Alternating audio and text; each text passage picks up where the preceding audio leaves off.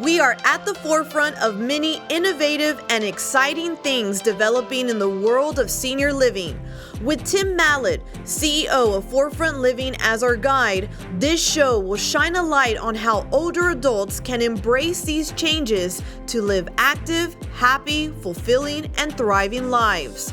Through discussions with senior living and hospice professionals, architects and designers, and people of all ages, will help today's seniors envision the art of the possible and take steps toward achieving the future of their dreams. Welcome to At the Forefront. Hello, I'm Tim Mallad, CEO of Forefront Living, and welcome today. We're about to have a great discussion. We're going to be talking about continuing care retirement communities, something that is near and dear to my heart and the heart of all of those that work at Forefront Living. Today's seniors have so many choices. I am currently celebrating my 35th year in senior living, and the industry has just developed into a myriad of choices for seniors. Some of them are very good, some of them are complex, and there's a myriad of them. They range from solely independent living, solely assisted living, solely skilled nursing, to options for seniors to stay at home. One of the things that we believe in as an organization is a continuing care retirement community concept where the organization has all levels of living available to residents and can allow them to pick and choose services as they're needed. So I'm very pleased today to have three individuals whom I consider experts in senior living. The first to join us is Stephen Ailey. Steve is the Chief Financial Officer for Forefront Living. Steve has been working in the industry for a little bit more than 2 decades. Next is George Lineal. George is the President and CEO of Leading Age of Texas. George represents about 230 nonprofit senior living providers across the state of Texas, and I believe George is on the cusp of celebrating his 21st year at Leading Age. And last but certainly not least is Pam Altizer. And Pam has a very unique background. Pam was a senior manager at Accenture, which is a management consulting and strategy group. She was a North American lead engagement director at the George Group from 1998 to 2008, was at Texas Instruments from 1984 to 1998, and currently serves on a number of local boards in the city of Dallas. Good. Well, Pam, welcome. Thank you. So you have been around senior living for a little while. Can you tell us what your first experience or exposure to senior living was? Yeah, so about 15 years ago, my mother was living in Houston and decided that living by herself in a large house was not right. So she actually found a community that she liked and became a charter member, which means that it was not built yet. And she lived there for 10 years and enjoyed it very much. So when you all were looking at that, or when she was there anything in particular that you or she were looking for? I think for her, the most important thing was location and size of the community. I think at that time, we didn't really understand the difference between nonprofit and profit. We certainly understood the entry fee, but all those other things you begin to learn more about as you start to take on the journey. And I really think that amenities, as you mentioned, are very, very important because it's a lifestyle change and people don't know what to expect. You have a multifaceted background. You have a background in finance, you have, I think, organizational structure, culture, and really on and on. So you consult, so you understand business models and you understand organizations. How did that impact your search for an organization? Well, when you're looking at an organization as just as an entity, not for personal reasons, you see different things. When you look at it for yourself, it becomes a different set of glasses. And I think for her, I was just concerned at that time that she was going to be happy where she had selected. Plus, she had friends who were also moving in, which helps. And then when she decided that it was, or when we decided that it was a good time to move from Houston to Dallas, we went through the same sort of looking around. And of course, for me, it was by location as well, to be close to where I was living. And also newness. We Dallas is a very changing community, and there were so many different senior communities just popping up here and there. And sometimes it makes you a little bit suspicious, or just say, oh, that's nice. But you do look at the older ones that have been around, because they do have the reputation in the community. So this time you were making a decision for 3 people, not just one person. Can you tell us a little bit about that? Well, getting her settled was important, and she found a couple of prospective situations, and actually she had a deposit in one, and it was late upon construction, and we decided to look at another one that had an actual unit that was going to be available. So that's how we ended up at PVN. But so you and your husband also moved into a separate residence. Well, she was on vacation when she moved in, so we moved her in, and for about 2 or 3 weeks we were, the so-called thought to be living there, because everyone was greeting us really well. And when she finally came, we continued to visit twice a week. And then realized that this was probably the place where we wanted to be, just because it was, we found a patio home, which was a nice downsizing for us. And the community was just so friendly and caring, and it was a large acreage, and we could walk our dogs and exercise. And so it just had all of those other feeling of community. And you weren't really moving into a senior community because of all the space that we had. So when you were thinking of your own move, were there any non-negotiables? I think by that time, just the overall economics. At the time, selling our houses were very easy. It was sort of like what it is now, but I think to understand that you're going to have an entry fee that is not exactly an investment, but in some cases it's a place to park your money. And over the last couple of years, you're not getting any interest anyway, so it's okay. I don't use the word guarantee, because nothing is guaranteed in life, but you do have a sense of that your assets are just being parked for a while until you decide. I think using the word investment is a little bit heavy, because that's not the right word to use.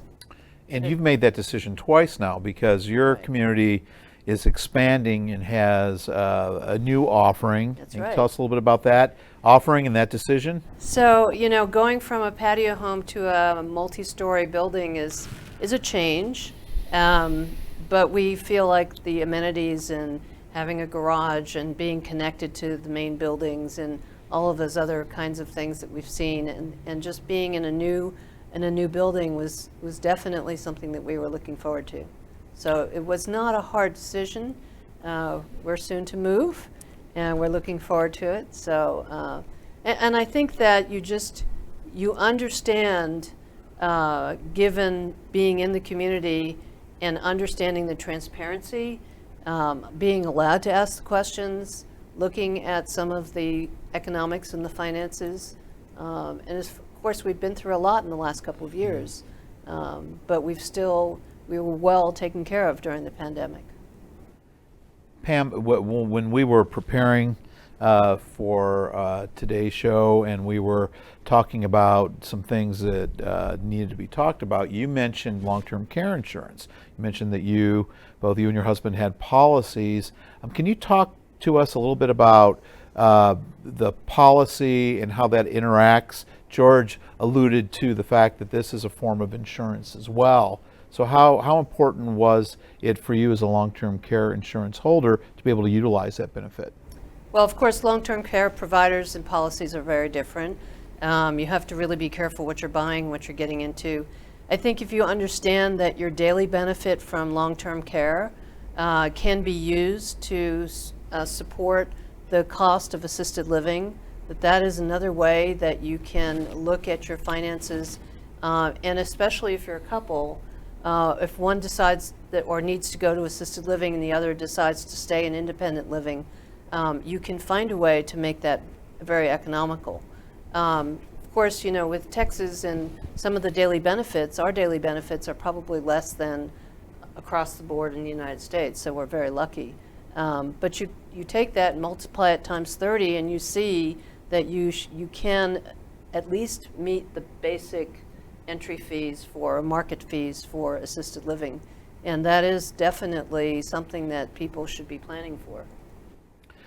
Steve talked a little bit about your interactions and questions during some of the finance meetings, but what, as a resident, there's information that is required and transparency that's required, but what do you expect to your organization to provide to you, or what do you want to know about during these meetings?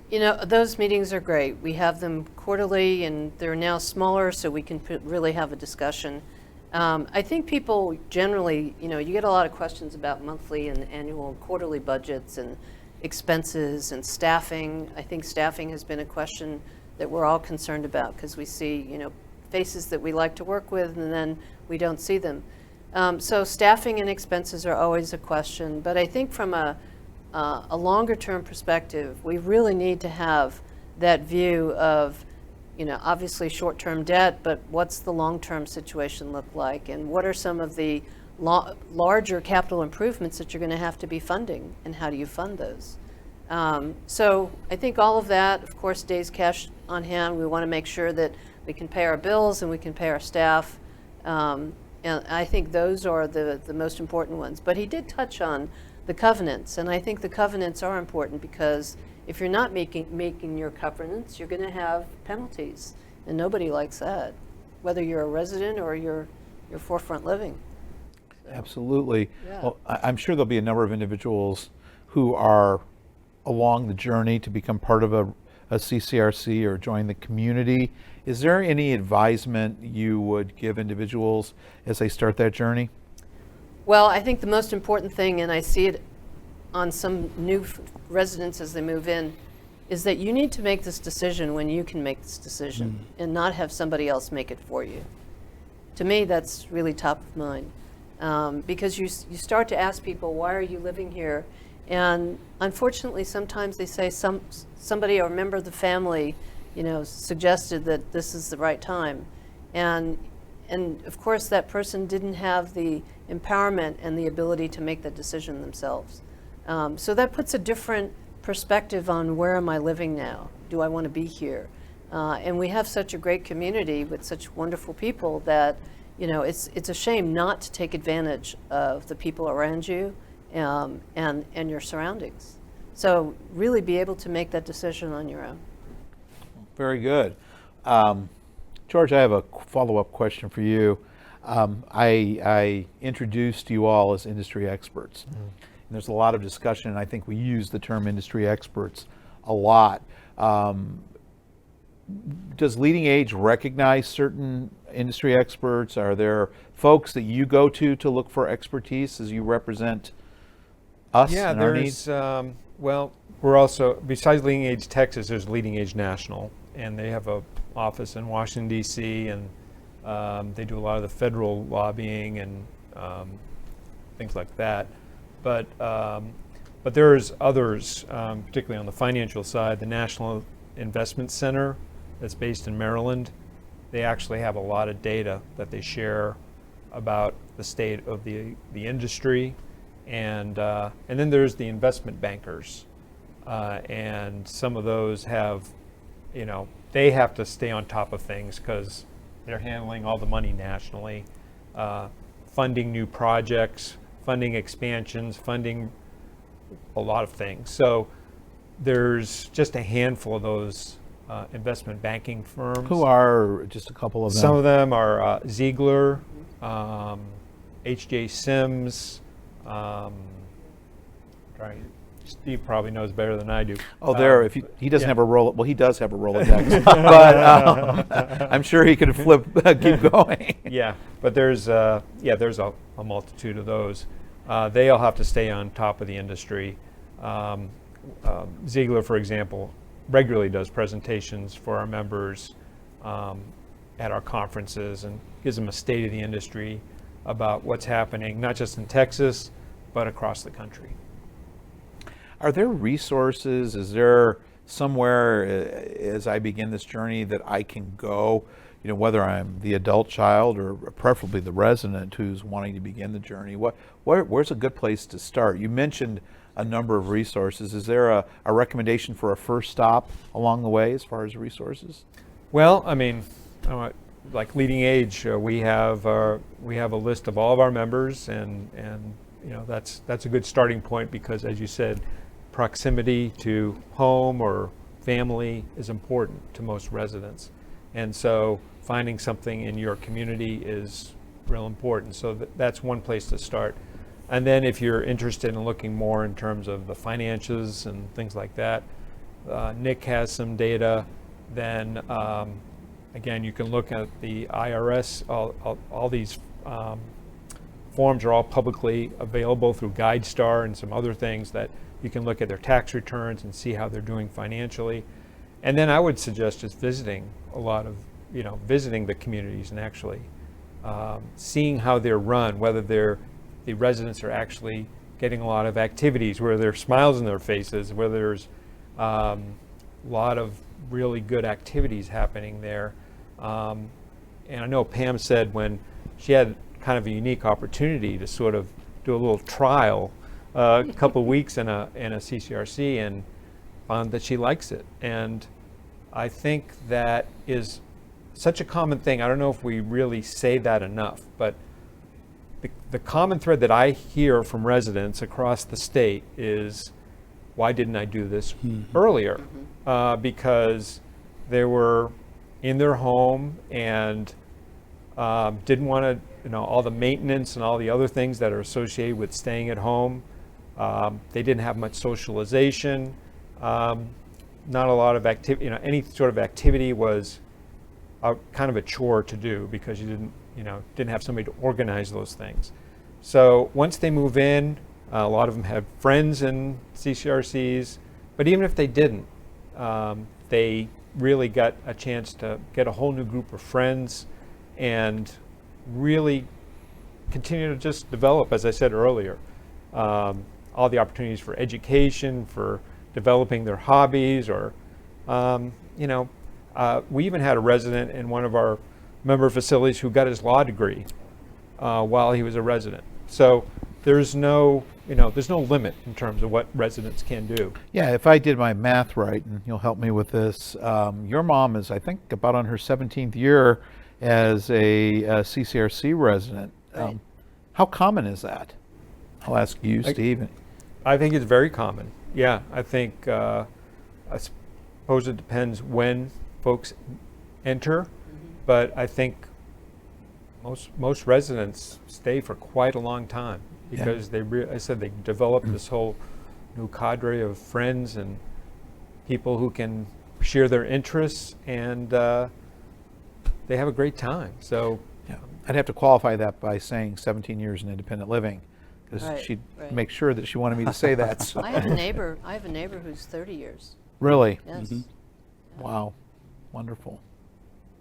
Steve, George mentioned GuideStar, mentioned tax returns, and Pam, I'm sure you may want to follow up if you've gone on and looked. What can we find as consumers in tax returns, and what should we be looking for if we go on to GuideStar or access a form, and what is that form called? Yeah, so for nonprofit 501c3s, we are required to fill out it's an annual tax return, but it's more of an informational return. We don't pay taxes, or U.S. income taxes.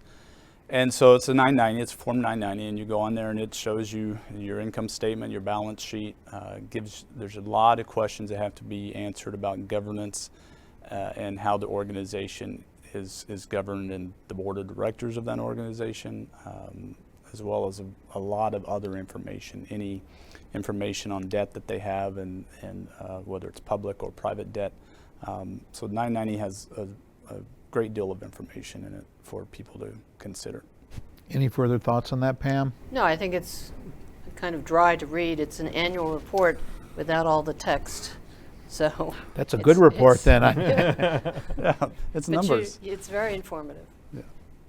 So I've done a lot of talking and asked a lot of questions.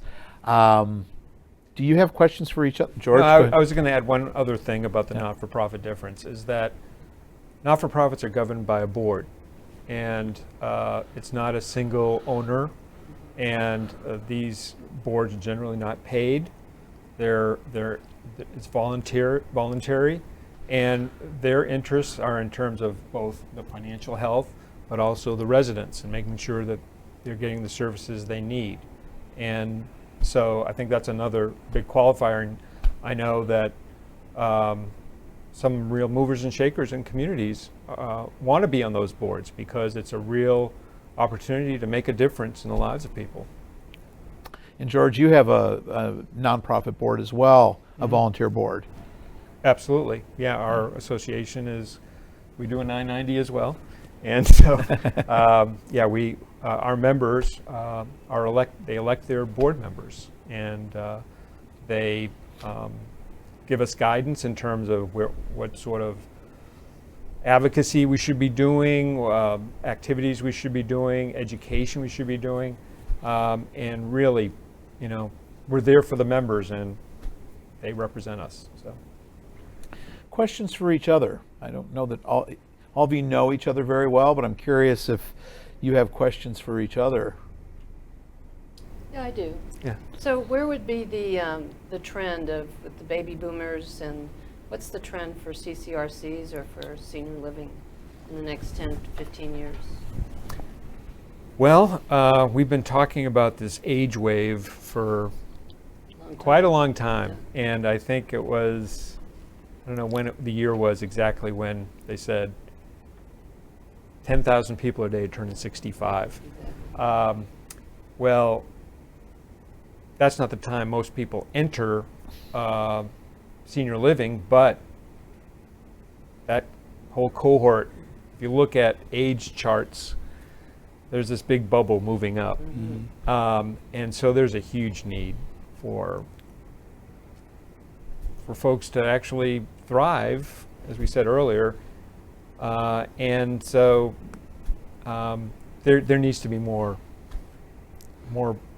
units for folks and more activities for folks. And as I said earlier, the workforce issue is a big one. We need to attract more folks to the field. Yeah, there's a large demand for senior living coming up, and to be honest, I don't know that senior living providers are keeping up with that demand by building new communities. Specifically nonprofits. I think nonprofits have been slow to continue that move, and for-profits are maybe not on an entrance fee CCRC basis, but on some standalone basis are trying to take some of that or meet some of that demand. Steve, on the design side and on the amenity side, George mentioned amenities earlier. You've mentioned amenities. You mentioned acreage and walking paths and a sense of community. What is coming? What is on the horizon? As far as amenities, well, I think that's going to continue to evolve. A lot of 20 years ago, you had a dining room and people went in and you had full-on service and coat, tie, that sort of thing. You're going to have more variety and flexibility. You're going, the wellness programs that we had 20 years ago are much more robust and expansive. In not only what our teammates provide, but also just the amenities that we need for that. I think that's going to continue to expand. I think, many residency agreements come in and they say you either get 20 to 30 meals a day or a month. You get weekly housekeeping. I think that's going to be blown up, and they're going to come in and they're going to pick and choose what services they want when they want them. And so we're going to get a whole lot more flexible than we've been in the past. And technology too. I mean, I think 20 years ago, you would not hear, do you have Wi-Fi? Do you have opportunities to, and now it's like, it's a sort of like a standard and expectation that, things that you had at home, you're going to have here in your living situation. And VR headsets, hey, let's take a tour of Italy. Right. And you can do that through a VR headset now versus, what we could do in the past. Steve, it looked like you were percolating a question as I asked if anyone had questions for each other. Well, I'm curious, we touched on this a little bit earlier, but for entrance fee-based CCRCs, George, there's been a few challenges in the industry of lately. What do you see changing from a legislative standpoint in that regard? Well, in terms of things that we've met with the Texas Department of Insurance, and there's, their concerns are more about occupancy, and they saw some drop in occupancy as everyone did during the pandemic, but they did not see any alarming trends. And I think the other thing to consider is what I mentioned earlier about the CCRC model is a proven model. Mm-hmm. It's been around for 25, 30 years at least, and it has worked well.